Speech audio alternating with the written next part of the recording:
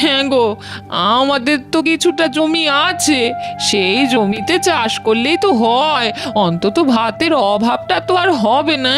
হ্যাঁ, এই কথাটা তুমি মন্দ বলনি গিন্নি। তবে বহুদিন ধরে তো জমিতে চাষাবাদ করা হয় না, জমিটা কি এখনো চাষ করার উপযোগ্য আছে গিন্নি?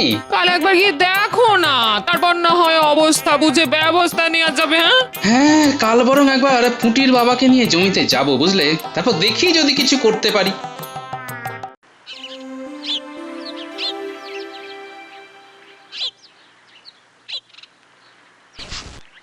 এ বাবা, এই জমির অবস্থা তো দেখছি খুবই শোচনীয়। হ্যাঁ গো, অনেক বছর জমিতে চাষ না করার জন্য তোমার জমিখানা পুরোই অনুর্বর হয়ে গেছে গো গোপাল দাদা। তাহলে কি আর এই জমিতে চাষ করা যাবে না?